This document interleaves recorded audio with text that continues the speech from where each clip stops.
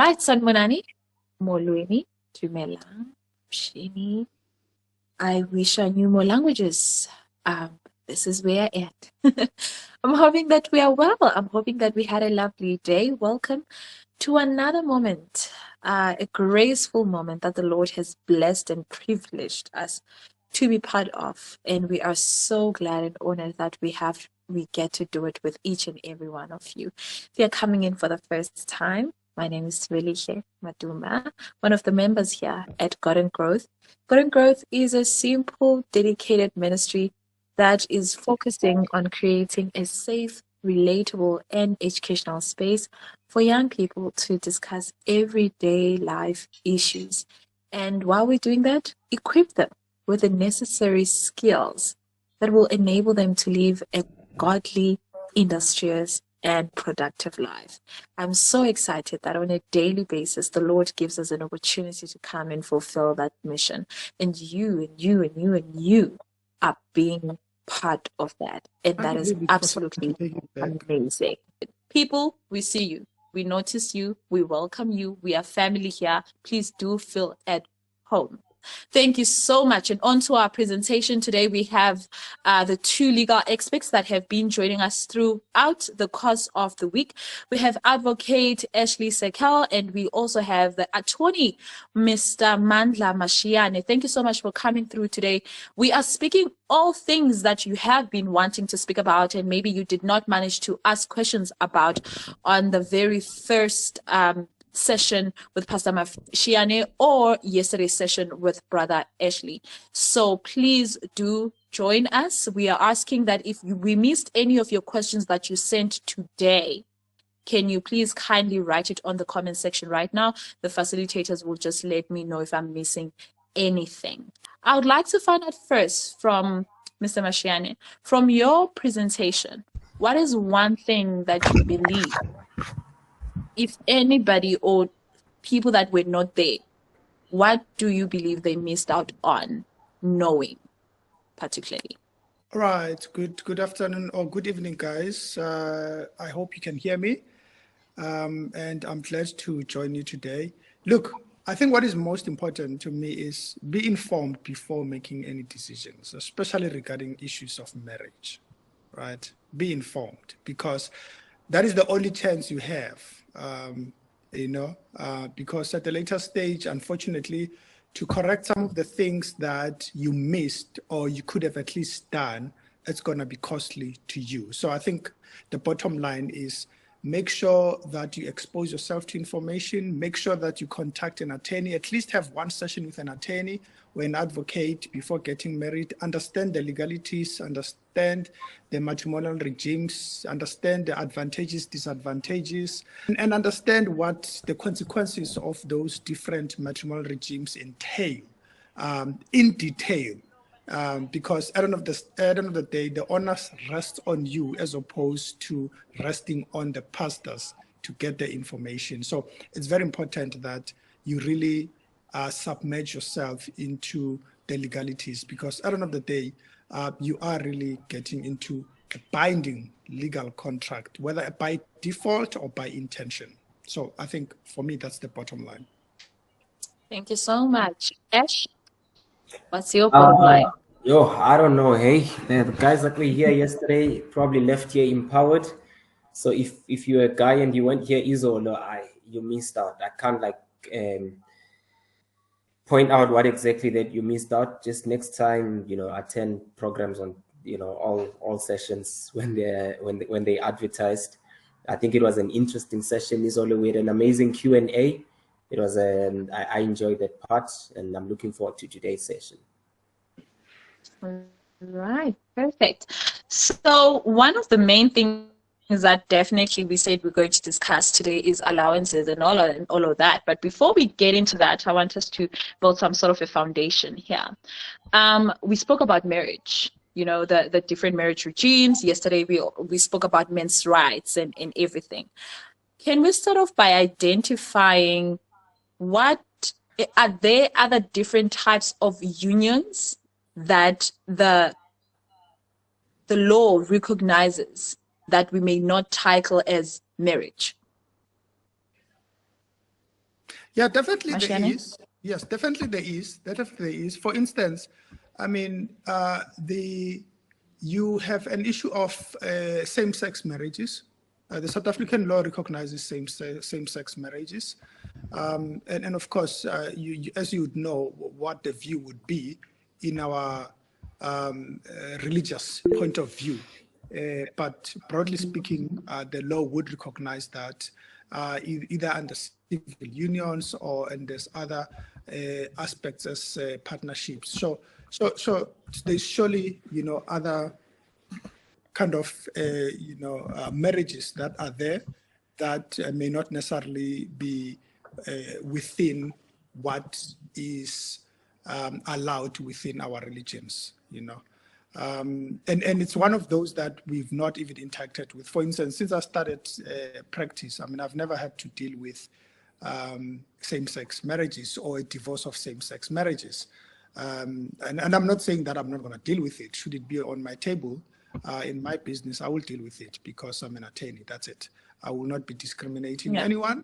But at the end of the day, I think we need to be aware that there are other kinds of marriages that are there, except those marriages that are defined in terms of the Marriages Act and in terms of the Recognition of Customary Marriages Act. And I think I'm hoping with today and with the open session, we will go a little deep into the issue of customary marriages because it's really causing a whole lot of storm out there. And there's a whole lot of development almost on a daily basis with case law coming in terms of the judgments that we see and the inclination of, the judges and what now they interpret as a customary marriages. Because sometimes whether you are married or not, it looks like it's no longer a subjective thing, It's something that can be determined objectively by the judges. You can deny an existence of a marriage, but the court may find that there exists a marriage. And we've seen instances where two parties, in fact, have different views about the nature of their union. One would say there's no marriage, the other says there's a marriage, and the court basically then is seized with the matter, and the court must decide whether or not you are married. You can argue all you want. Once the court rules against you, unfortunately, there will be a marriage, and what follows will be the consequences of that particular marriage. And unfortunately, most of the time, it will be marriage in committee of property because clearly there's a certain homework that was not done that led parties to actually get themselves into a default marriage. Yeah. So I'm hoping we'll be able to clear. Yeah, it is actually our first part. We are going to be diving a bit more on the different types of unions and what the law recognizes. So we are really just into that, and then we will move on to wills and property. I wanted to find out on the customs, if you can just, on the customary marriage, if you can just clarify and let us know what is deemed marriage, what activities would have happened, and then this person can say, I'm married, so that people can be careful and they mustn't be thinking that they are single when they're married. All right. Look, the Section 3 of the Recognition of Customary Marriages Act, in fact, sets out requirements for a customary marriage. But of course, with a different case law coming in or in terms of judgments, we've seen how the law would have interpreted, some of the conduct and actions of the parties in relation to Section 3. So Section 3 would say the requirement, for instance, one is that a party must be 18, over the age of 18, right? Secondly, that party must consent to be married in terms of customary law. And thirdly, the marriage must be negotiated, entered into, or negotiated in terms of customary law. So what we have seen from a cultural point of view, we would have known and would know that lobola, for instance, is not tantamount to a marriage or a customary marriage. We come from a background that would say lobola, for instance, is just one of the processes that initiate negotiations towards conclusion of a customary marriage, which would culminate, of course, in a lobola agreement. And once that agreement is in place, it means the families have agreed on the cows, have agreed on the gifts, have agreed on a date when actually the customary marriage will take place. But the interpretation that has come through the different judgments is that once lobola has been paid, families have agreed on the on the lobola, and the parties were present, and there was some form of, kind of negotiations. I mean, not negotiations, celebration, even to a point where, under normal circumstances, there would be eating of food after lobola has been concluded, because we had visitors, and then there'll be cooking, and then there's food that is served. There's exchange of gifts in most instances on the same particular day. Look, the courts have inclined themselves to say, if those things are present, there actually has been a customary marriage. In fact, one of the things that the law moved away from is to make it clear that, for instance, the aspect of delivery of the bride is actually not a requirement in terms of the law. There are cases before where, even if lobola was paid and there was indeed celebration that took place on the day of the lobola, the other requirement that was there from the previous cases was that the bride needed to be delivered to the groom or to the groom's family. But the law has moved away from that and said that is not a requirement in terms of Section 3. And in most instances, people have argued that there's no marriage that has taken place because I was not delivered. What the law has said is that customary law is not static. Customary law actually is changing on a day-to-day basis, and it has to be interpreted in the context of what is happening in that particular community. So it could be that traditionally and historically, within a certain culture, there were certain things that were done to form a customary marriage. But unfortunately, the courts are not binding themselves to what has been done historically. And the courts have said, look, the customary law is evolving, and customary is what actually parties kind of practice, or what the community practice at that particular time. So this has led to many judgments being made in favor of a marriage having been concluded once lobola has been paid, especially if the parties then started to stay together after lobola, because already you are making a statement. You cannot pay lobola, whereas prior to lobola, you're not living together. Subsequent to the lobola negotiations and the agreement between the families, you move together, and the families know about you moving together. The courts have expressed themselves into kind of being, kind of families agreeing to the parties moving together and staying together, or not even rebuking the parties from staying together, even if lobola was paid. Also, what has come clear is that you don't need to pay the whole amount for the customary marriage to have been concluded. If we go to your family and then we find, and your family charges 80,000, God forbid, but it happens, and let's say it's 80K, and then the guy only pays 10K, right? Only pays 10K and say, I shall come back.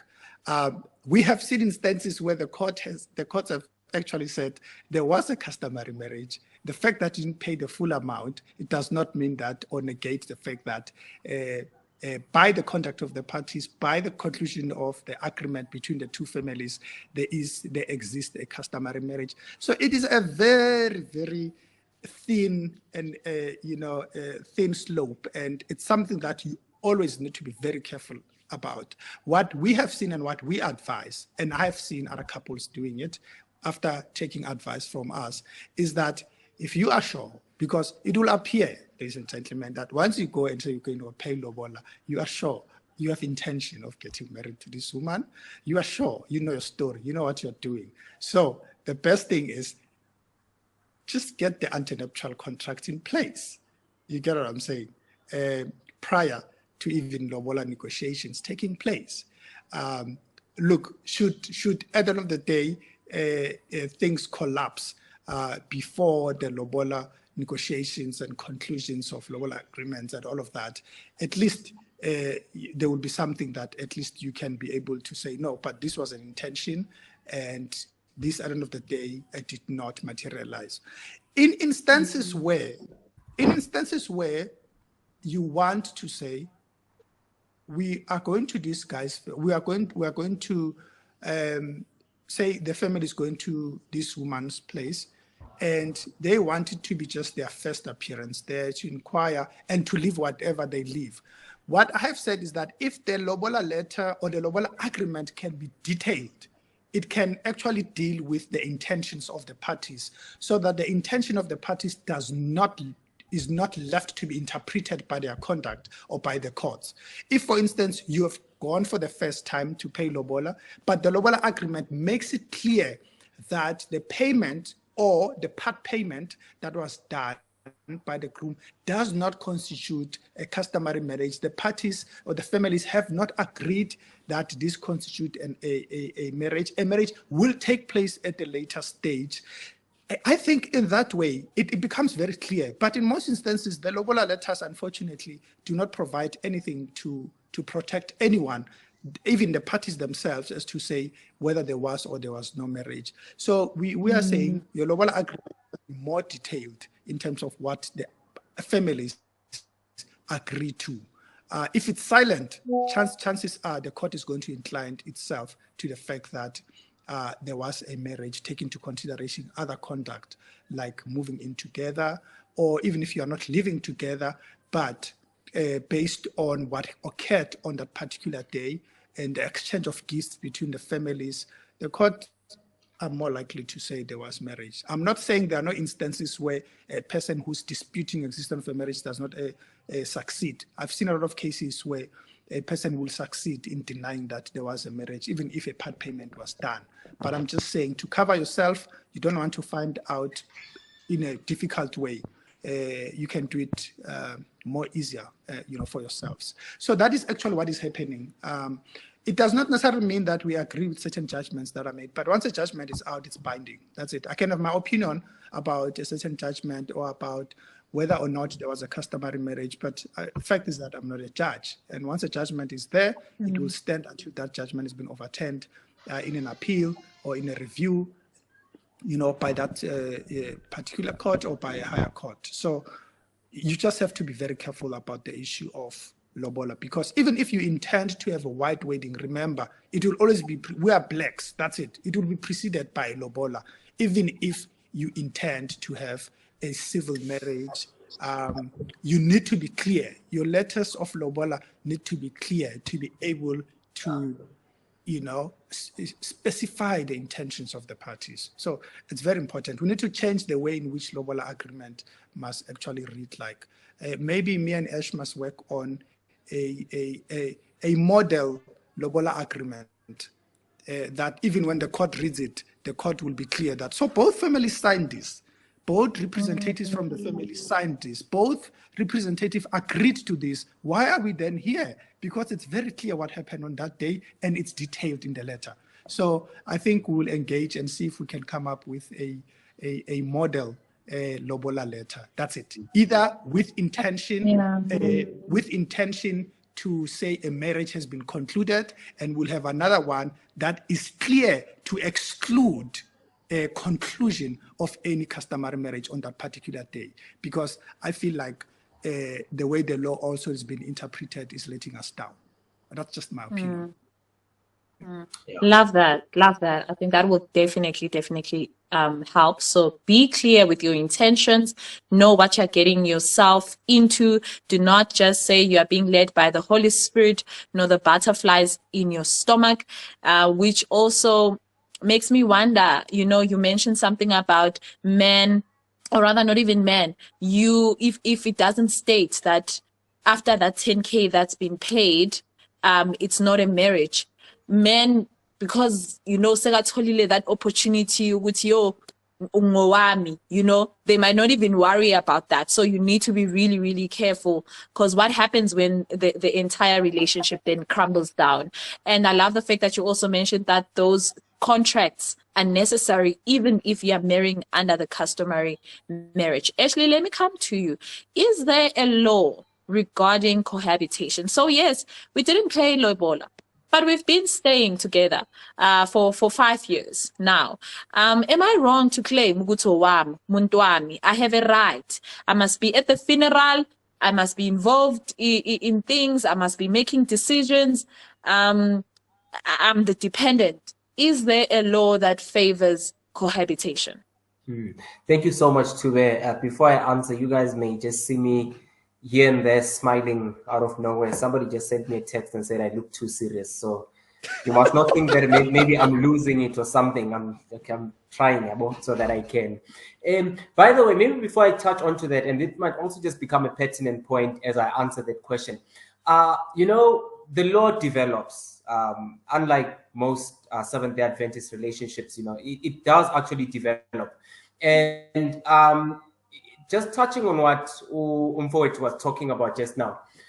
Back in the day, Section 3 of the Recognition of Customaries Act was strictly enforced. So it's a section that speaks to if people are going to come together and unite under the Recognition of Customary Marriages Act, the law would, amongst other things, look at what their different cultures are and what the different practices in those cultures entail, and then tick the box that was everything done in accordance with their respective cultures that is required for a marriage to emanate.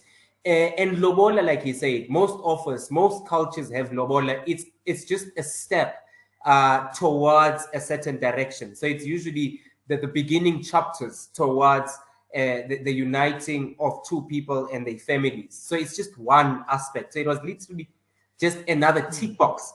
And previously, like if you read all the cases and you look at all the guys who tried to claim that were married under the Recognition of Customary Marriages Act, there were many of these cases that were thrown out because courts would strictly interpret and say not every box was ticked, or the only box that you ticked was ilobola. But the courts have changed. They saw human rights and societal oriented, and they've really developed. They take cognizance of the fact that we now live in a postmodern society whereby even the guys who are negotiating amalobola these days, it's no longer like you now got the young guys who are also stepping in there, and they've got a little bit of ubusentin phakathi kwabo, and some of these boxes that were supposed to be ticked, they no longer get ticked, but the intention remains.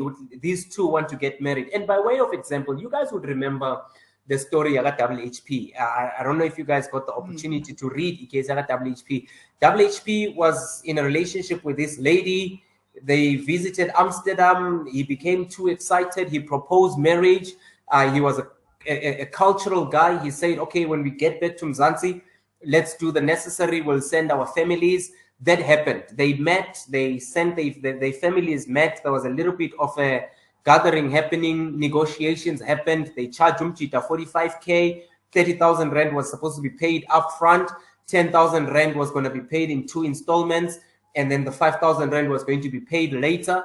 After that, they cooked, they ate. WHP's mom at I think his partner's mom then left at some point in time during this ceremony. What happens after the eating? WHP nomuntu wake, they go together and then they start living as husband and wife. Obviously, the court papers say that then they went and then moved in and started living together as husband and wife. But we know what often happens. Chances are high that they're probably already living together as husband and wife even prior, like most of you here. But deacons will catch you out sooner or later. But I'm not here to talk about that. And now what happens thereafter is that these guys are having this happy union. The wife then starts complaining, no, WHP is abusing drugs, and his lifestyle, she's not happy about it. Go and check into a rehabilitation center. WHP refuses. She then moves out of this home, lives her own life. Aiwani. After a while, they engage, and I think WHP was cheating a lot as well. And then what happens thereafter is they resolve their differences, but she doesn't move back into this matrimonial home because she says to WHP, I will only come back if you undertake to check yourself in a rehabilitation facility. But it's common cause that they were working on resolving the issues. And before anything could happen, we know in 2018, WHP then commits suicide. When he commits suicide, she comes, I'm the wife. I'm entitled to inherit. Customary law, it's in community of property. And customary law, the Recognition of Customary Marriages Act, by the way, is the only act that also makes provision for a polygamous relationship. But there must be all sort of contracts and understandings. So the guy and the first wife must agree that how is he going to distribute his wealth, you know, after if he introduces a second person, because by default, you are married in community of property. So we know then what happens with Double HP. He now passes away. She says, hey, I'm the wife. The family says, nope, we don't recognize you. All that happened was amalobola, nothing more. It was just stage one. The court ruled in that case that the law is developing. We're living in a postmodern society.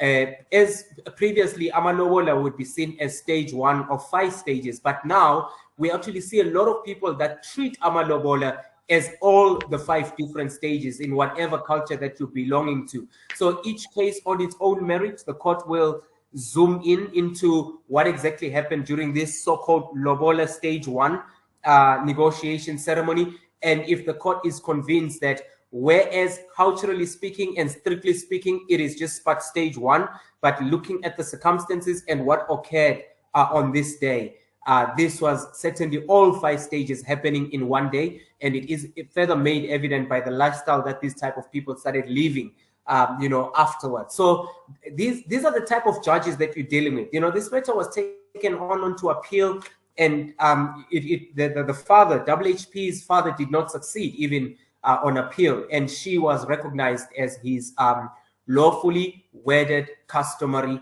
wife. So be very cognizant of I mean, you must be awakened to these type of developments and how the law reasons.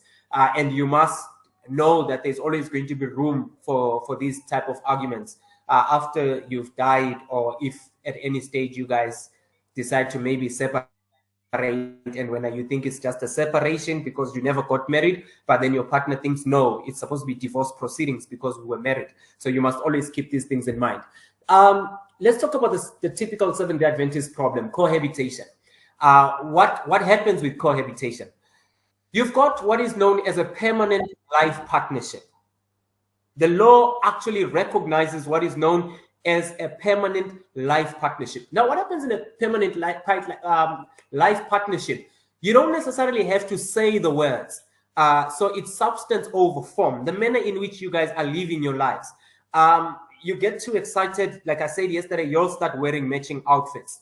You'll start posting a lot. Posted up about Instagram. You talk about joint decision making. When Masenkonzweni Lapana and we are asking you to contribute to the church building fund, your response is, I really want to, but let me first get my partner's input. That time, Anshatile, you never invited us to a wedding or anything, but you're portraying this lifestyle. You know, you are taking care of her, you're buying her clothes from Shane, and you know, she's taking care of your children and all of those other things. So there's a lot of those type of things happening. A life partnership, basically, without saying it in many words, they must be a reciprocal duty of support, right? That these parties will support one another. There's room to argue. So, you know, the Civil Union Act only makes recognition for this type of things under maybe same-sex marriages and so forth.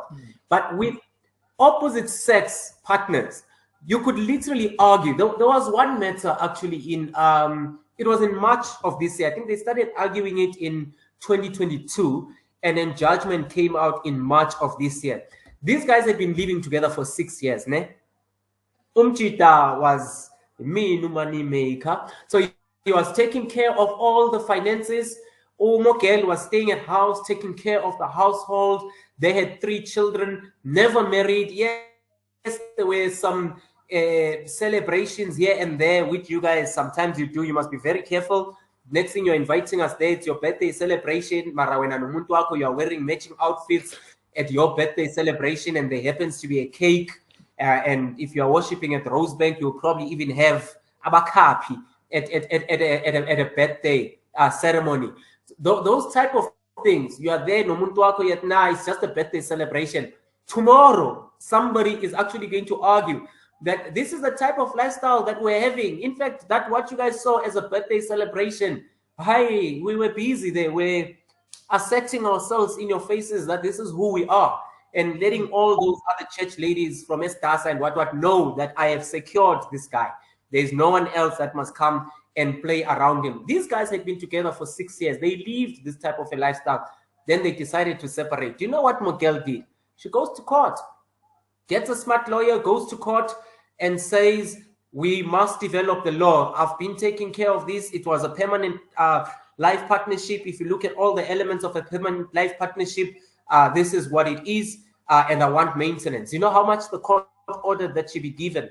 On a monthly basis, on the 1st of April, from 1st of April 2023 moving forward, that girl is getting 45K a month in maintenance. That's how much she's getting. She doesn't even have to twerk for anybody. She does not have to go out and drink and please any man. She's sitting at home with her 3 children and she's getting 45K a month. I think the court ruled that up for a period of 10 years or something like that, or unless she remarries or dies. That was the court order. 45K, Buffett. When just to, anyways, let me move away from there.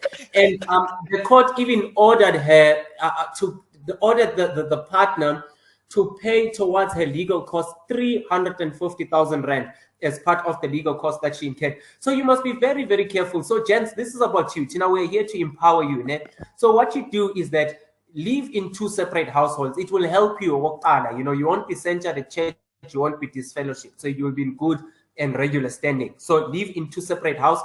When she's asking you for money, write down a loan agreement. So it must be a loan agreement. It must be business. You're not giving her any money. It must be a loan agreement.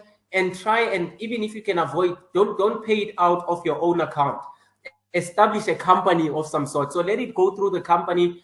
The company must give her a loan, and then there must be terms that she must repay them. But try and find all these clever ways that tomorrow, if this girl says, you cannot be found wanting, because this permanent life partnership thing is a thing. And this 2023 March judgment was a wake-up call to a lot of gentlemen. So this cohabitation thing, you must be very, very careful, Masabata. Gents, we are warning you. Like, we're trying our best here. You guys are not even paying tonight. So, yeah.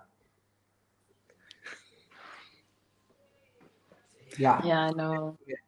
I think if you are not convicted to stop cohabiting, if you're cohabiting by the Holy Spirit, at least be motivated by the law, to be honest. This is a really serious thing. And I think Ash and Pastor Matshiyane can tell you how I really wanted us to have this conversation, because I'm seeing a lot of men that are being trapped by women as a result of this. Paying rent for them and everything like that, though, which brings me to my next point on dependency. Who can claim that they are a dependent upon your debt? Any of you can tackle that? That's it's quite an interesting one, and I don't know how you guys understand the whole that whole atmosphere of wills and death, testate versus interstate and what's on. But strictly speaking, this is not something that we usually do as abantu abamnyama. But with our age group, it's given that a lot of this is going to be happening when we die, because of the generation that we currently live in. When you pass away, guys, you go and report your estate to the master of the High Court. So a file is opened there, and an executor is appointed, or I think an executrix, or I don't know what the other name is. I don't really work much in that sphere. But what they have to do is that they have to come and manage your affairs. If you had a living testament that you left behind, and you said sister so-and-so is going to benefit from your will, and your children are going to benefit like this, that executor creates what is known as a liquidation and distribution account, where they set out all your assets, they list them, all your liabilities, they advertise your estate in case you're owing someone. There's a lot of owing happening in the SDA community. Please avoid borrowing people money, even if it's an emergency and they're SDA. Don't give them money.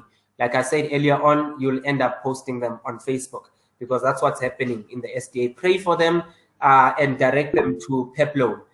But what happens is that, whoever you're owing, they'll advertise, the creditors will come, they'll say, okay, sharp, we'll take whatever we can take if there's anything to take, and then whatever remains is then distributed to whoever has to inherit in terms of the will, or where there is no will. than in terms of the law of interstate succession. When it comes to dependents, there are people that by right, whether you have listed them in your will or not, they'll always be entitled to come and lay a claim against your estate. And those are your children, right? The children in your marriage or the children outside of your marriage, the children with the side chick, the children with the main chick, they all have a right to come and claim against your estate. In fact, their claim is a preference claim. So it is above all claims. So whatever maintenance claim from children, the master will always deal with that before anybody else gets anything. So those are the people, you know, your children. Then there's something that I'm just going to touch on briefly, and then Umfundisi can jump in if he wants to add anything on it. There are policies, guys. You guys are working at different places. You are employees. You've got risk and pension benefits and all of those types of policies.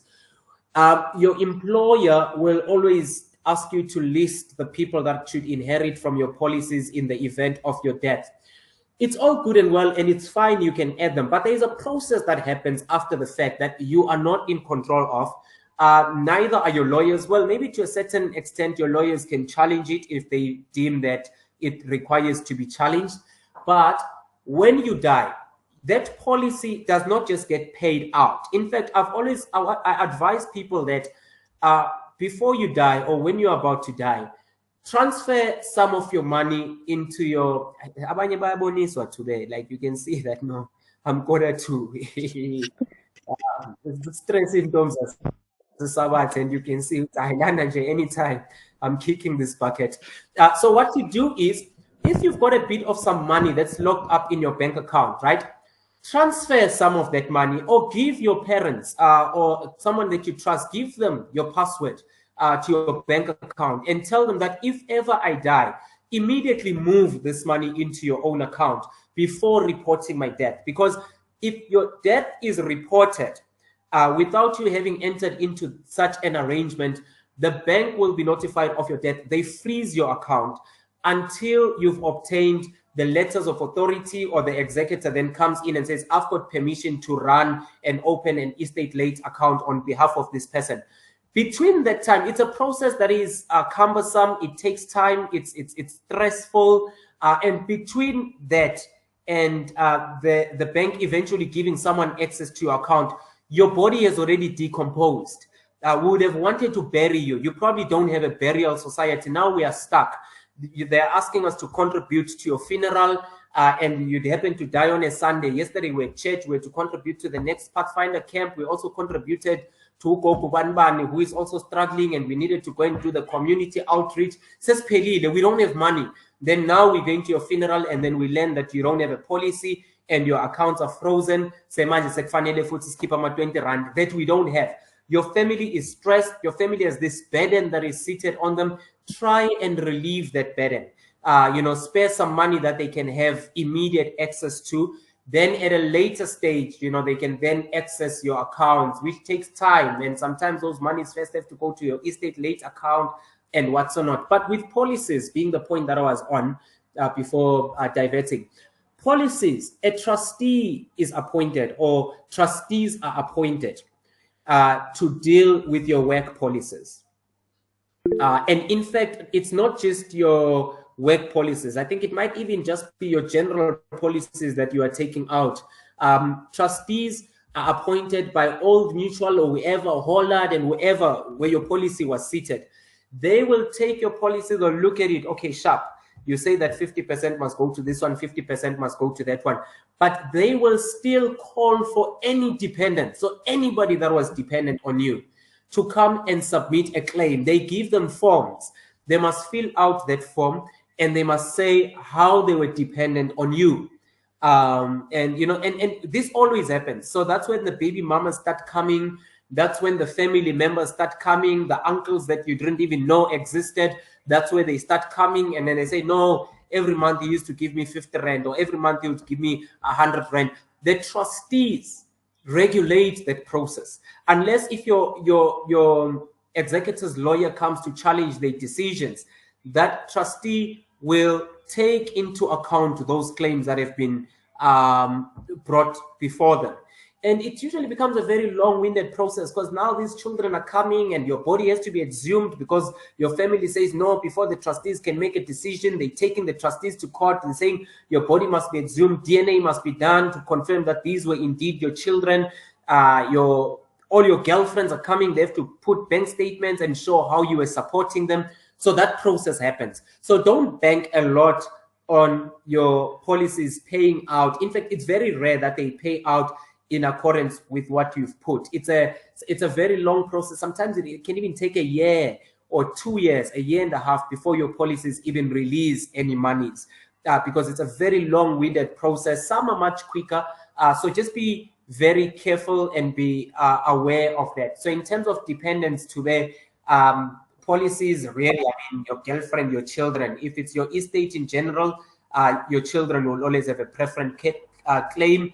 Other people can try and take chances to lodge a claim, but their prospects of success, unless they've really got a strong and convincing case, would be quite slim.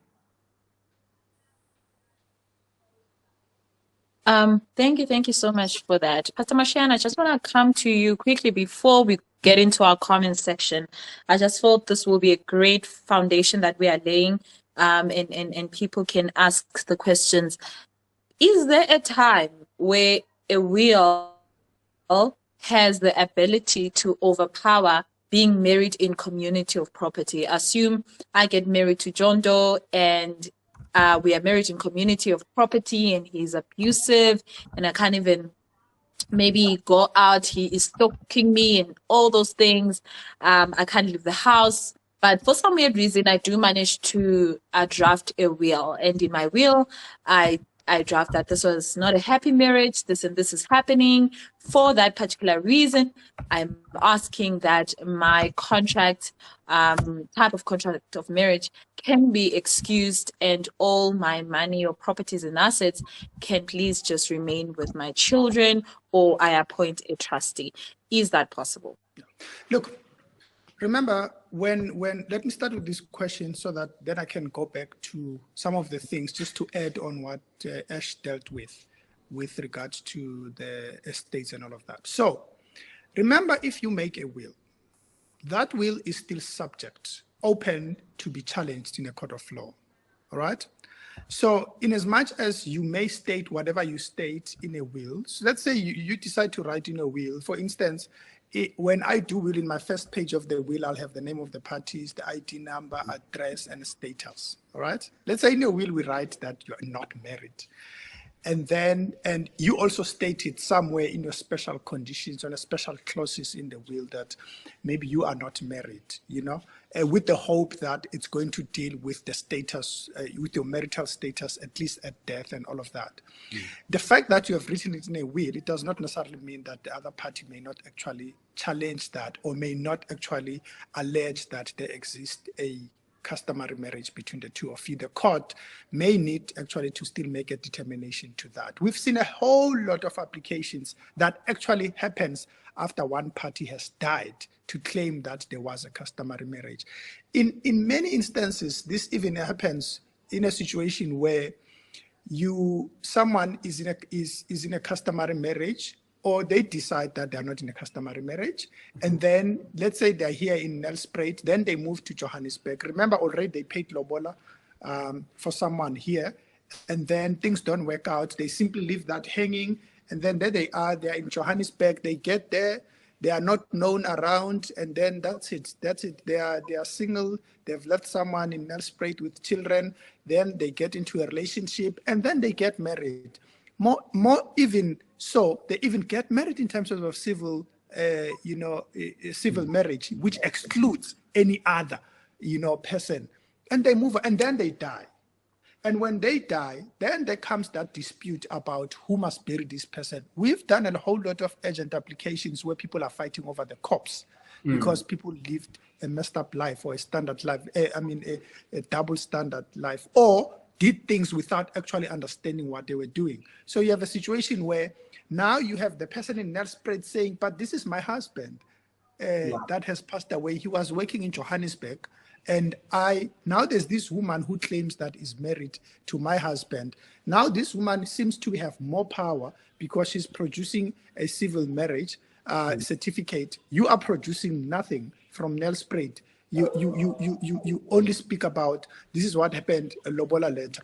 I have seen instances where actually the woman in Nelspruit would challenge that civil marriage and prove, as long as she can prove that there existed a customary marriage, the court has set aside that kind of a civil marriage and ordered that actually the only existing marriage is that customary marriage, and that that person in Nelspruit has the right to bury that particular person. It's a whole lot of money that is spent on an urgent basis because of leaving things, hanging. So the fact that you write it in a will does not provide any solution. It's just a matter of just doing things right while we are here at it, gents, and making sure that we don't leave things hanging. This thing of paying lobola and then moving on and basically and lobola someone else because this did not work out and you don't agree that it's a lobola at a later stage.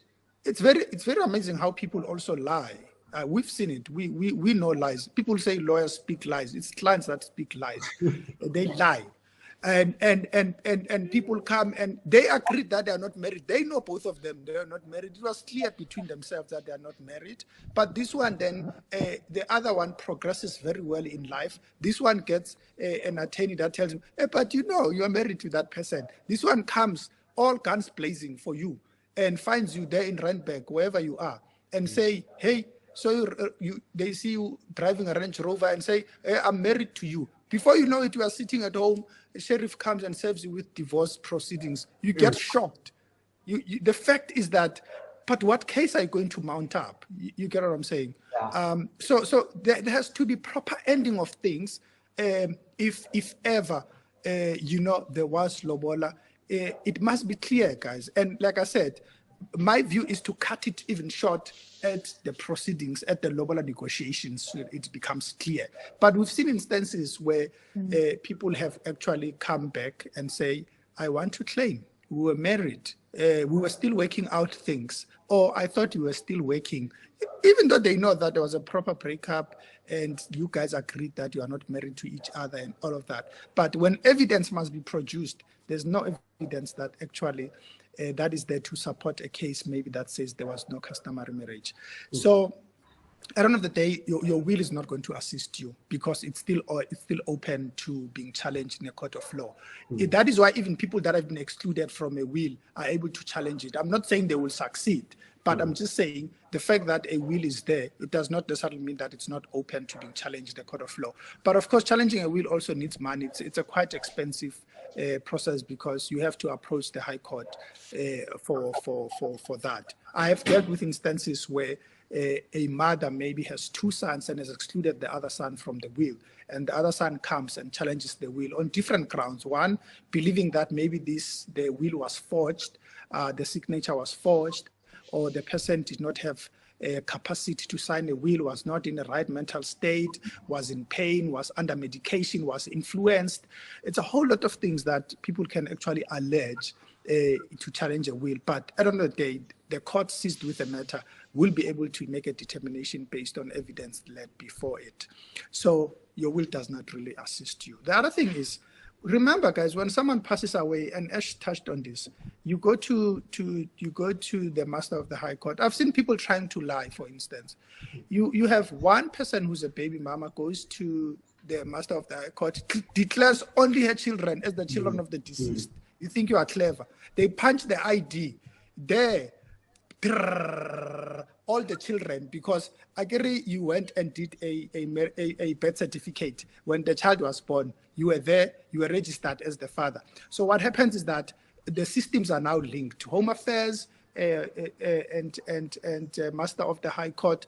And I've seen instances where even to the shock of the poor women that are married, they only know this poor woman only knows her children, which may be two, goes to Home Affairs, wearing her black mourning clothes, and is in pain, gets there to claim, whatever that is left of the estate of the husband, only to get there to be told that, in fact, there are 7 more children belonging to the deceased, What this means is the fact that all the baby mamas will now be coming to lay claims on behalf of their children. It also makes the process very complicated insofar as appointing an executor for that estate, because now you have everyone that has a right. Yes, of course, the woman who's married, in terms of whatever marriage it is, maybe let's say in community of property, just to make it easy, she's entitled to that 50% of the estate. But the other 50%, it's basically her and all the children of the deceased that must share in it. It's creating a whole lot of problems. I don't want to lie to you. And it really speaks to how, as men, we're living our lives. And I think, guys, we really need to clean up. And there's a whole lot of mess that men live that, unfortunately, upon death, we have to deal with because of what comes out at the master's office, what comes out at the wills being challenged, at new children popping up, at new wives popping up. In one matter, I had to deal with multiple wives, everyone claiming they are the wife of the deceased. And I'm the one that's seized with the estate. Now, I'm sitting, comes in. No, this was my husband. Hi. Now, there was one yesterday that says the husband. No, it's my husband. So all of them, based on a customary marriage, I'm like, let's go to court. Because there's nothing I can do. I cannot decide as an executor which one is a wife, because clearly I cannot align myself to someone, whereas all of you are coming from all directions. You have a guy, for instance, would be from Swaziland, comes into South Africa, has a house in Nelspruit, has a house in Johannesburg, has a house in Swaziland. None of these people know themselves. There's children all over. There's proper life lived all over. And then you die. And that's it. It creates a whole lot of mess. And the pain that people go through, it's a lot. It's a lot. And lastly, Ash touched on the issue of trustees. Remember, over and above the issues of policy, but even with the pension fund, they don't easily just pay now. They do their own investigation. They are not so quick to pay because they've realized that there's a whole lot of investigations that must be done before payouts are made, in case there's anyone who has a proper claim is left out. And therefore, they are regulated by their own act, remember, and they have their own regulations that regulate them. So based on that, they are able actually to make their own determination that this is a valid claim, we're going to pay it, even if maybe the spouse does not like it, but a case has been made out for dependency and we're going to pay out that particular person. And as he said, that can be challenged. Of course, your attorney can always challenge that. And this drags the process even more. I want to touch on something. I don't know if Ash touched on it, but I want to touch on it because I deal with estates a lot. The other thing that also causes a whole lot of problems upon your death is the fact that you have people that appoint organizations, banks, institutions, banks, Old Mutual, and all of that to be an executor of their estate. And I have seen lots of people not being happy with how those are being administered and how long it takes, because it takes too long to administer, and a lot of people struggle after you have passed away because you've appointed the bank as an executor. And unfortunately, the banks sometimes take time in prioritizing those estates because of the value of that particular estate. But more importantly, you find that the estate does not actually even afford the fees that the bank charge to actually perform the duties that they have been appointed for in the will. And I have seen instances where banks will actually prioritize estates that actually are quite huge. For instance, if my estate is 20 million at my death and yours is actually what, 15K, your RDP house and few things, the bank is not going to prioritize your 15K RDP house estate. The bank is going to prioritize that estate that has a lot of money, because by virtue of being appointed as executors, they're entitled to 3.5% of the estate. What is 3.5 or 15K, by the way? Those who are doing maths, they will know. By the time we finish here, you'd know. So do you think the bank will say, how shame, Matshiyane has died, let's deal with this RDP? No, you are there in the bottom. Whereas if you appoint a natural person to be an executor, even if that person is not legally trained, that person is able to get an attorney that will assist as an agent to make sure that the estate is at least wind up within a reasonable period of time. And the thing is, people flock to the banks and institutions because they're saying it's for free. Into Zamahal, there's always a catch. To say, no, they're drafting the will for free for me and they're storing it for free. But the problem is that, yeah, you're still alive, but when you are gone, it is your survivors that will actually suffer delays in finalization of your estate. Your children will have to suffer. Money is staying there. Money is there. It's significant for those that are left. It may be not significant for the bank. If there's 100K that is there, that 100K may go a long way for that particular family. But for the bank, it's nothing because they're dealing with bigger estates. So please, wise up, guys. When you do your wills, just my view is that you must appoint a natural person. You must appoint either your attorney, you must appoint your relative, you must appoint your brother, your mother, someone that will be able to stand up and make sure that the estate is moving forward.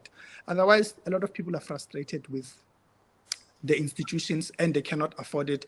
And the institutions will then renounce the appointment, repudiate and say, look, we can't go on. There's no money in this estate. And then, only then, the person is able then to say, I'm going to now seek an attorney maybe to assist me because the bank has repudiated and I can now get assistance. But that will be after what, 24, 36 months? So I think since we are just throwing advice today, that's something I'm just throwing it out there, for us to wise up and make sure that we appoint a natural person to assist us through that process. Yep. Thank you so much. Thank you so much, Say. So now we're going to move over to the audience questions. And for the sake of time, and however, I still would like it to be as informative and insightful and answered as best as possible. Can I just ask if we can maybe just keep to 2 minutes for each question because there are a lot, so that we can be able to cover almost everyone. And I'm pretty sure that as you're answering, some other questions will also be formed. So I'm going to be interchanging. So Ash, let me start with you. In terms of having a will, Togo is asking, let's say at the moment I have my own will and then I decide to get married. Do I change my will / amend, or I do a new one with my partner? Then what happens to the one that I already have? It depends. By the way, that's the best lawyer answer that you can ever give. Ne? Whenever you ask the question, it depends. So if it depends on what type of matrimonial property regime is going to be adopting with a new wife. If he's going to be married in community of property, then his will may very well be rendered redundant because then his estate becomes one with his wife's estate. And if he now decided, say, I'm going to use a property as an example, he owned a property worth 2 million rand and he wanted that property to go to his mom, and he put in his will that upon my death, this property will devolve or is bequeathed to my mom.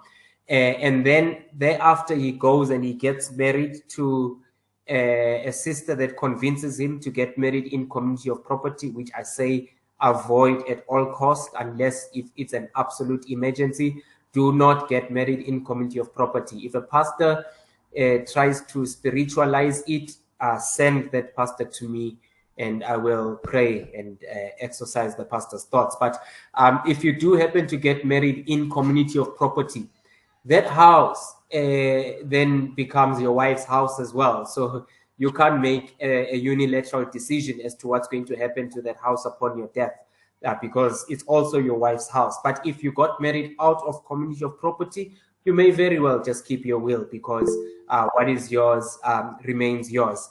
But there's also, I mean, you can still be married out of community of property and conclude a joint will with your partner. In terms of wills, guys, you can draft as many as 20 wills in a day, as long as you're putting timestamps on them. You can draft as many wills. Every will has a clause that revokes the will that came before it. Even if you are drafting a new will and you've never drafted a will before, you will always find a clause that says, this is my last will and testament, and it revokes any other previous wills that I might have had. That's a lawyer just trying to be smart. Your attorneys are trying to be smart to cover any eventuality. So say maybe somebody has forged a will of yours and you didn't know about it, or when maybe you once got drunk on mango juice at a church gathering and then you ended up drafting and signing a will and you didn't know and you cannot remember it because it happened immediately after Holy Communion. Every will has a revocation clause, and you can draft as many wills. Like you can decide to draft a will every day. The will that will apply at the time that you die would be the last one that you concluded, and it will revoke all other previous wills that you would have concluded. So that's how this whole thing works in respect of wills. I hope it answers the question. I think so, and I love that. Let us be careful and let us update our wills as things happen and not postpone. I think if you're not safe, if you're not happy about the person that you've written before in your will, I'm thinking that the lawyers are advising, hey, make sure that you change in time before you die, because apparently we can know. Most of us, you have the signs. Mama gives you a sign that you're about to die. So before you die, just make sure that you update your will. I'm going to go to this one. Again, okay, I'm just going to read. Let's say me and my partner here at Ipita and decide to go to court and sign. Does the court ask about lobola or go with our word that we want to get married? Matshiyane, Right. sorry. Look, you go to Home Affairs. You don't actually go to court. You go to Home Affairs. You go to Home Affairs. You arrive there with your partner and the two witnesses. Doesn't matter where you got them, and you say we are getting married. You'll be married that day. They will not even ask you whether you paid lobola or you complied with the customary rights. They don't care because you are concluding the marriage in terms of civil. It's a civil marriage in terms of Marriages Act. So they will not ask you.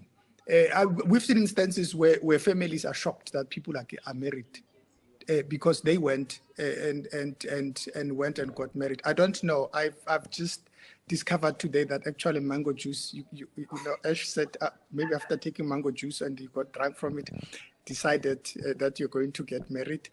Other people do it when they are happy on vacation. You know, what happens in Las Vegas stays in Las Vegas. Yeah, people get married there and then come back and then get shocked. But the fact is that you will be married and they will not ask you about you. They don't care. Yeah. It's not a requirement. Thank you so much. Unlike the cliques in the church, nobody will be in your business. Nobody will ask you. We take your word for it. So you paid lobola, but things didn't work out between the two of you. Now, with the new customary law, how do you get yourself out of this contract? Your marriage is not yet registered. How then would you handle this so it does not follow you in the long run? The law is very clear. Okay, sure. Ash will take it. It's fine. Yeah. So I was just going to say that a lot of guys think that the marriage is only perfected at the time that you registered at Home Affairs. But no, registering at Home Affairs is advisable. That, you know, it's easier to determine that you were indeed married, and then there's public records and stuff. But the marriage is not perfected by the registration at Home Affairs. So if you, and I think he touched on it earlier on, you know, about this whole thing.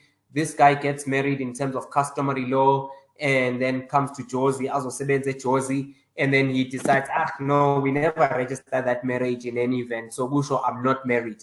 And then he goes and he concludes a civil marriage. So registering a marriage, a Home Affairs, the type of protection that it will give you, notwithstanding that it's a customary marriage, as soon as you register a Home Affairs, and then this guy then goes and tries to register another marriage in terms of the Marriage Act, it's going to pop up on the system, right? And then the Home Affairs Department will not register that, because they'll say, no, you already have a customary marriage that is registered. So first go and annul that by getting a divorce order, then you can come with your new 18-year-old 2000. But if you don't register it at Home Affairs, it's still a marriage. It's just now what makes it opens you up, it exposes you, unfortunately, if it's not registered, because then he can go and register a marriage in terms of the Marriage Act.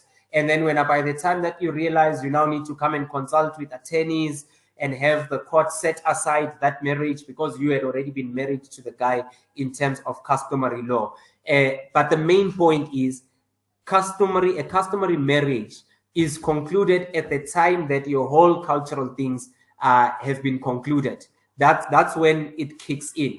So if you then move on and you decide I name and samtandi and perfume yake is not adding up and things like that, or sometimes it's the analysis. You listen to this lady, you've committed to her, then she tries to explain unto 2,300 days, and you can say, I know, man, I made a mistake. Like there is no brain.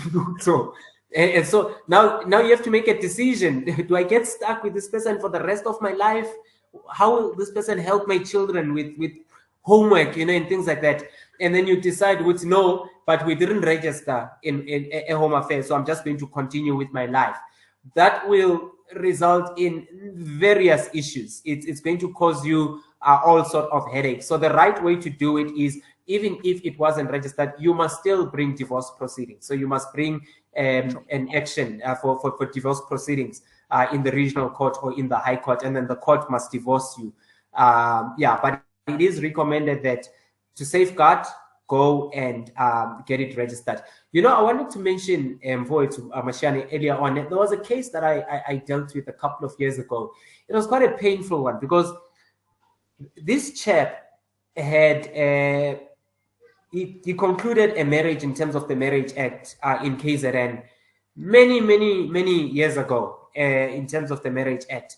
And then they separated. So things didn't work out between the two. He relocated. He came to Johannesburg. Started a brand new life at Jozi. Worked very, very hard. Amassed a great deal of wealth and whatsoever. So he was a well-to-do guy.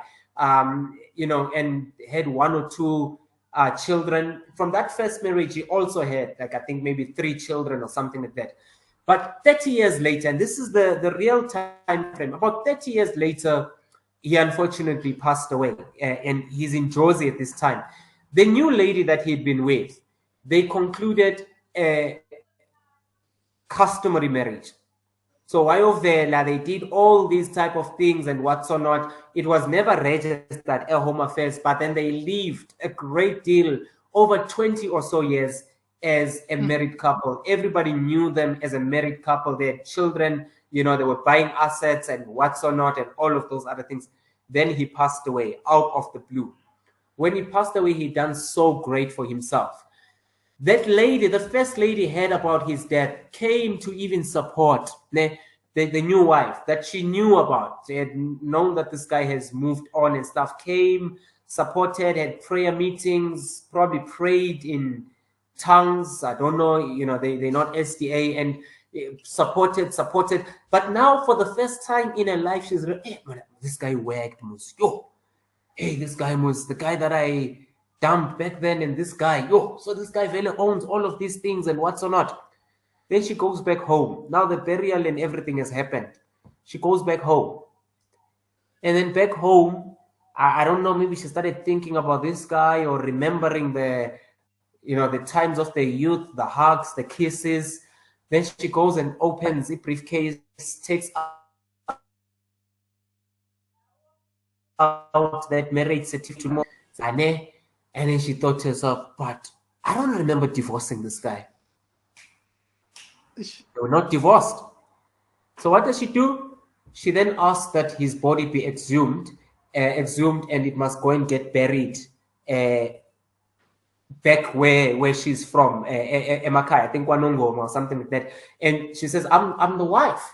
And for the first time in her life, this new wife of 20 years who've been living with this guy customarily is, but Sissy, what's going on here? At what point do you arrive at this? Like, what the hell is going on? She claimed she wanted 50%. She claimed, and this matter came through, and we had to deal. And thankfully, we managed to get around it and settle the matter. But you can imagine the headache that this lady had to go through. She's still mourning, like you mentioned earlier, and there's a whole great deal of things happening. But because the husband was not awake to the law and how the law operates, he just let his marriage lie loosely there and continued with a new life. And then it came to haunt, his new, poor, beautiful wife, who had no idea that this was about to fall upon her. So let's not make the same errors. Oh, yeah.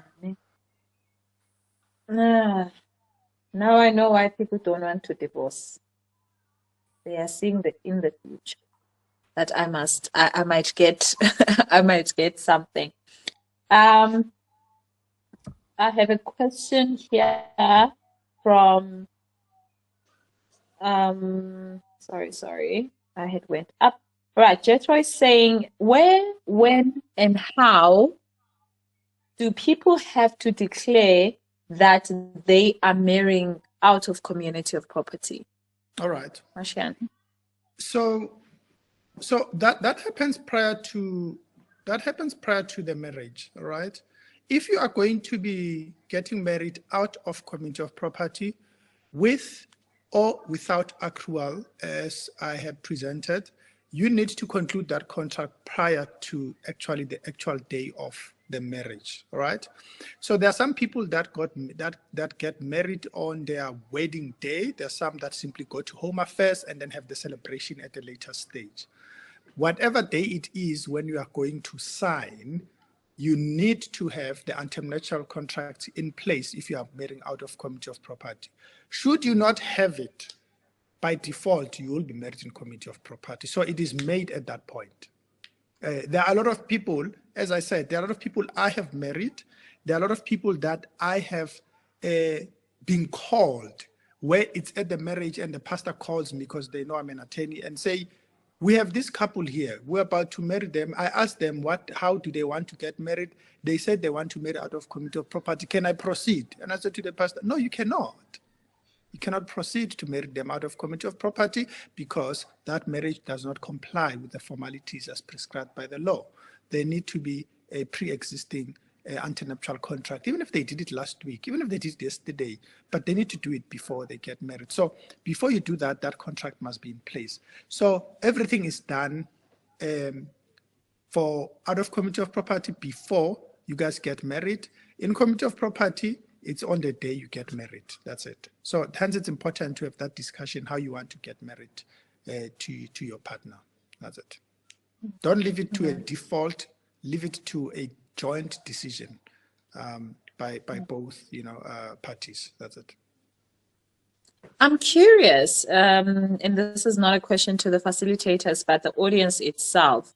After we had the presentation from Pastor Matshiyane, how many couples, whether married, not married, you have signed the contract or not, how many of us went and engaged in that conversation with our partners as to, what kind of marriage contract should we have? And if you didn't, my challenge is please do that. This is what helps us to learn when we actually practice. Let's take away the habit. I love how Ashley keeps on taking us to SDA tendencies. The habit of being informed about something you are learning at church, you are being rebuked, you whatever, but you do not go back home and practice. So let us not just eat and eat and eat and eat. Otherwise, we'll become full and eventually burst. So let us take and practice. I'm challenging those that have not had those conversations as partners that they must have them. Ashley, let's say I am married in community of property 3 to 5 years ago, and as I'm busy listening to this information, and now I want to be out of community of property. Is that possible? Yeah, it is. It's going to cost you a great deal of money to do it. It's a status changing decision, so it must be done at high court level. It's going to involve a court application, and the court is going to have to be satisfied that your debtors are aware of this and that none of them are objecting to it.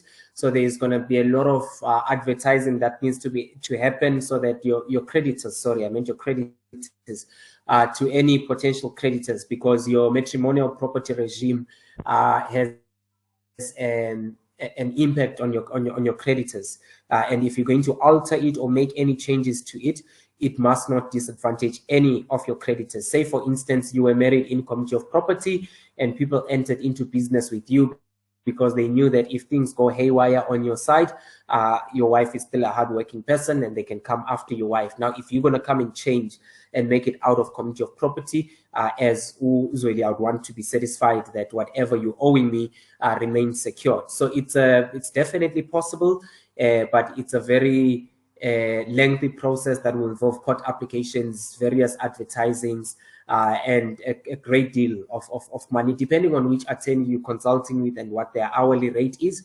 But I would say that you must expect, to pay no less than 30 to 35K to get that application through, provided that it's not opposed. If it becomes opposed by any of your creditors, it's much more long-winded and it's going to cost much, much more money.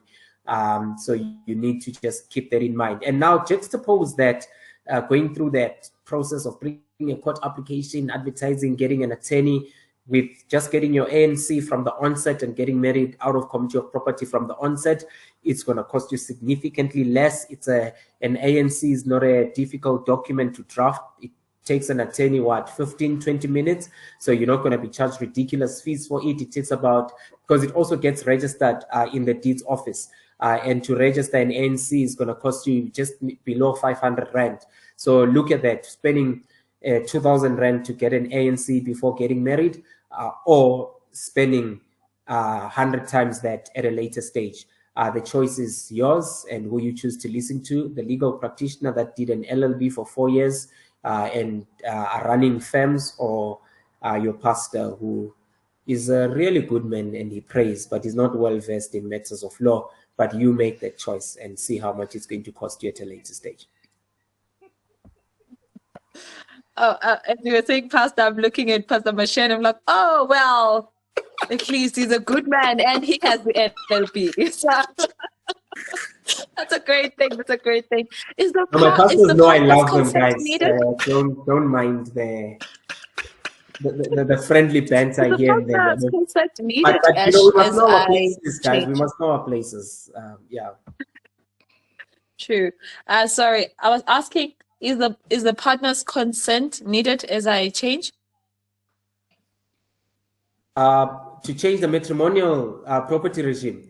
Yeah, and look, unless the court, if your partner is being unreasonable or something, and then you want the court to strong arm them, your partner's consent it's a non-negotiable. They will have to consent to the change. So you can't make the unilateral decision on your own, unless I've never heard. I don't know if maybe Mfowethu has ever heard of any exceptional circumstance where the court ordered it without the consent of the other partner. I've never heard of any such successful matter before. In fact, it's a joint application that's brought by the parties who are married. Yeah. The other one will be first applicant. The other one will be second applicant. There is no way you're not going to get away. The first opposition you are going to get is from your partner. That's it. And if the partner is not cited, that application is not going to succeed. That's it. Okay. Wow. I'm wondering that if the other partner is not interested, and if these two people are not in agreement, I mean, or they eventually the court overpowers. Is there marriage after that? I've actually never seen any instance to where the court has come in to overpower. So what you have is you've got what is known as ex parte applications, where you bring them on your own.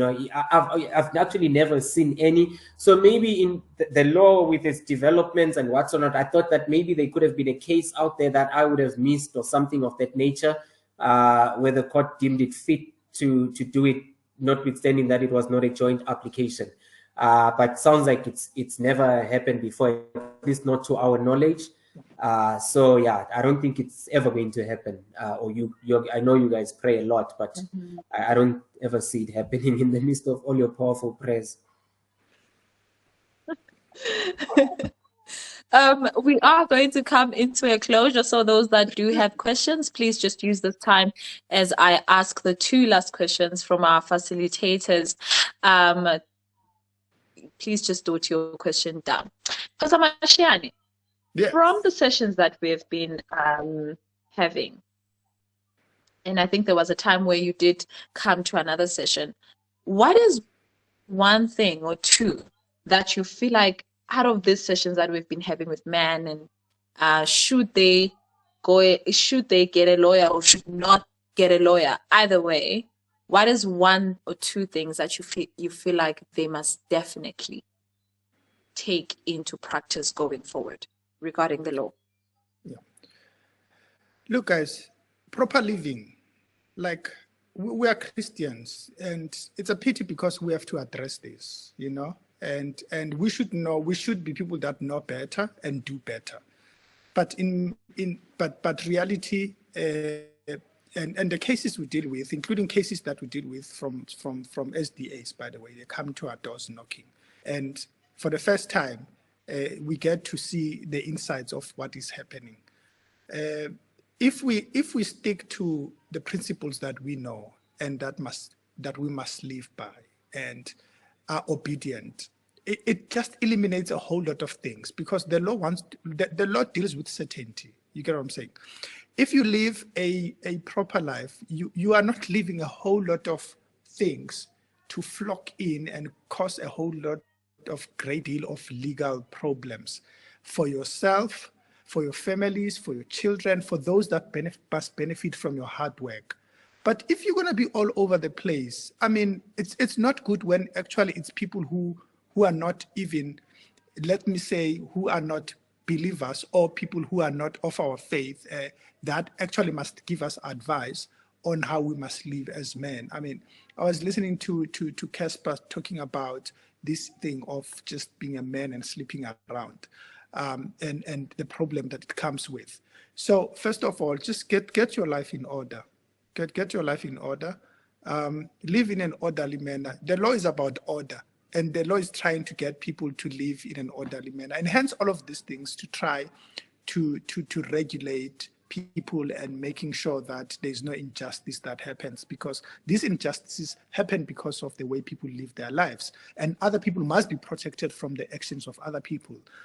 If that was not there, I can tell you these other laws would not be there. But the law, hence, it keeps on revolving, and because of this kind of behavior that is there. But secondly, look, it's your duty. I mean, I love it's God and growth. How do you grow without information? You grow because you go out of you to get information. By the way, in the law, you cannot even plead ignorance. For instance, there is no room for ignorance. For instance, you can't commit a crime in South Africa and say, I did not know it's a crime. And you go to court, that's your defense. I did not know it's a crime. And you think you're going to get away with it. You will see how judges actually will go for you. The fact that actually you are 25, right? You are 25, you have a grade 12, you have a degree, and you come here to declare ignorance, that you did not know that peeing in public actually is an offense. I'm just making an example. You are going to be convicted. That's it. So I'm just saying, part of us growing and part of the responsibility I think God expects from us with the mental faculties that He has given us is to go out there and read and research, get to know, so that we make informed decisions for ourselves, for our loved ones, and I can tell you, it's the most godly thing that you can do. I know we normally talk about cleanliness and godliness, but getting information, being empowered, is as good as godliness. So let's just go out there and get hungry to know things before we decide on them. Why are people being scammed today? A whole lot of people are being scammed. What is trending now and is where I have seen poor people that have worked very hard for their lives being scammed by lovers for it. We have another two, I mean, there's no more than a lot of cases I've read, at least only today, of people being scammed out of their pension funds on investments and all of that. what is the problem? How could that be avoided? Research, ask questions, go to reputable institutions, get to know if this is valid. If it's too good to be true, there's a problem with it. Start this thing of wanting to take shortcuts in life, shortcuts in how you live your life, shortcuts in how you want to grow your wealth, shortcuts in how you want to double up on what you have. It's always going to backfire. And unfortunately, once it has backfired, you're not going to be the same. You're really not going to be the same. And it's going to take a lot to bring you back to where you were before. So whoever is here, take heed. Don't take things for granted. Ask questions. You are exposed to information. You're exposed to Google. You're exposed to attorneys. You're exposed to people that you know. You're exposed to actuaries. There's a whole lot of things. There are a lot of people that you have access to. Just do your proper research before moving on. A lot of people have tried to escape the consequences of their marriages. The law has made it clear that we are not there when you get married. We are not there. You make that decision. You can't come now and say, no, I don't want this to happen. You can't declare ignorance that I did not know what I was doing. You are an adult, by the way, and no one assisted you through those actions. So the best way is to be empowered. All right. They say in the health sector, prevention is better than cure, isn't it? So I think even in this instance, getting information, being informed really is better than trying to defend actions and pleading in ignorance. So I'm saying to all of us, let's just do better. You have this information that you did not have before, and you ask that question, how many of you have had the conversation? How many of you have taken it further than this? But now you know better. When you know better, you do better. If you know better and you fail to do better, unfortunately, it's on you. I think that's just my advice there. Mm-hmm. All right. Thank you so much. Ashley, I'm so sorry. I'm being informed that there are questions that I missed. And I think I just want to read it out loud. However, there were 2 hands as well. Jethro, they transferred them to the comment section.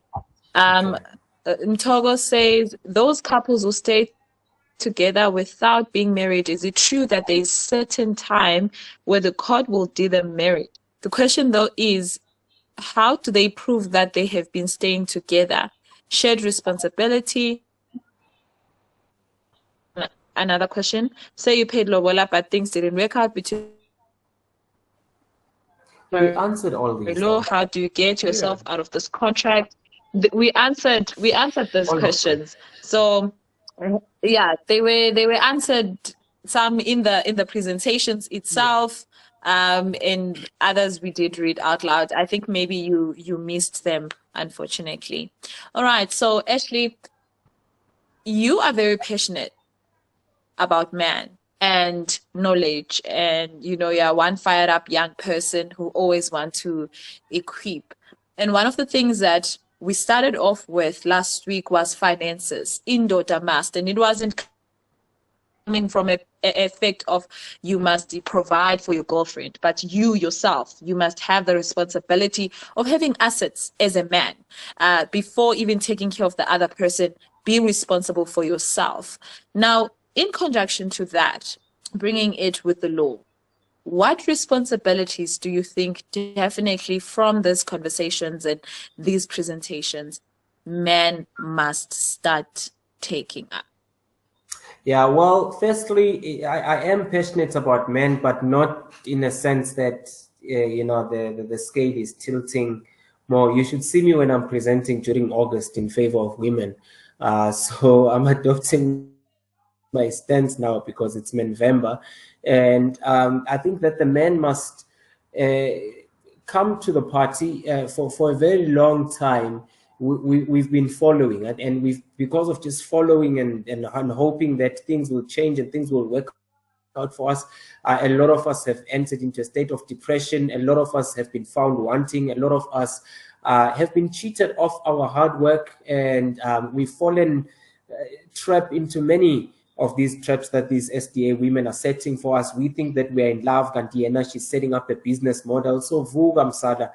If you're a man and you're on this platform, you must, you know, I don't know, you need to start thinking differently. Leave room to make sure that legally everything is adding up, and not you're not just another investor in this big business that is being set up, and maybe when you are going to be treated as one of the first customers in this business. And I say to the men, like I said yesterday, wake up. Let's not be afraid to hold these women accountable. Let's not be afraid, you know, if you are being abused, let's not be afraid to stand up. Pastor Matshiyane and I were in Mpumalanga, and we're going to try and do good. We had a very interesting discussion. We need to create a platform that not only talks, but be seen to do something. I want to see a guy that says, I'm being financially abused. Can you guys get me a protection order in terms of the PHA, you know, and we escort you. I've got a wife, you know, she's ill-treating me, etc., and we will escort you to the police station to report her and assist you, Kshinjama Pampas, for the duration that she has to stand trial and all of those type of things.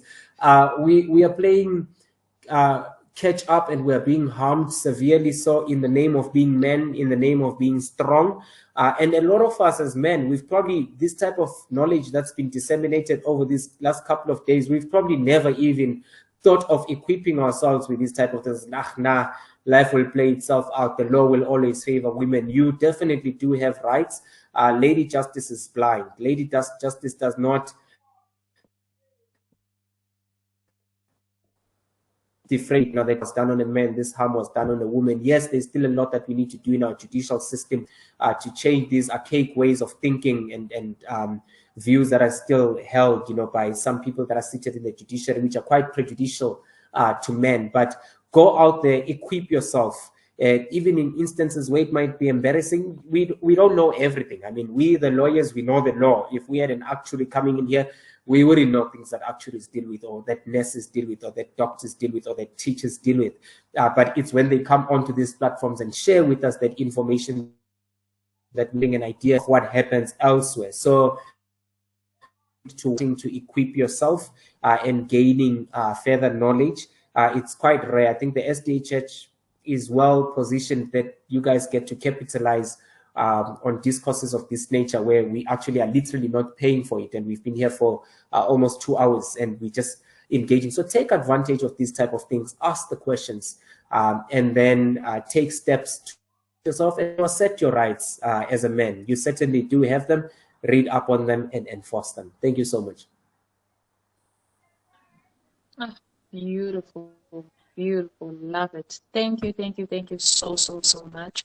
I'm hoping that every single man that was here was informed and was challenged to make decisions, not only for the life now, but for your future. Thank you so much to everybody that came through today. We are so grateful and blessed to have you here. In ending this, I am going to ask both the facilitators to briefly pray for us. Our heads are bowed and our eyes are closed. Pastor Matshiyane, and then Let's pray. Dear Heavenly Father, we thank you so much for the insightful sessions that we've had. We thank you so much for the platform, the organizers. May you continually inspire them. Thank you so much for Pastor Matshiyane, who's also joined us and taken this time, dear Father, to share this amazing information with us. May you keep us till we meet again. In Jesus' name, amen. Amen. Our Father, what in heaven, we are grateful for the moment that you've given us, and I want to take this time to pray for each and every person that has joined us in this platform, for the information that you've given us. I pray that you will continue to enlighten us, lead us to paths that will leave us empowered, and when we are able to live up to pleasing you. And I pray that when we get this information, we treat it in as much as we consume any biblical information, so that we are able to live in a responsible way. I want to thank you, God, for the organizers that have come to put thoughts together for the sessions that we have, for our brother Ash that has shared their knowledge, and for everyone that is here that have asked questions that are meant to empower them. I pray, God, that going forward, may there's so much more that we need to grow. There's so much more that we need to know. And sometimes it could be that we just get confused with so much that we need to know. But I pray that by your leading of your Holy Spirit, we will not be found wanting in any aspects, because you'll be leading and guiding us as we part now, being in different places where we are, coming from different families. I pray for blessings for all of us, for protection, but more importantly, for growth in all areas and aspects of our lives. This is my humble prayer in Jesus' name. Amen.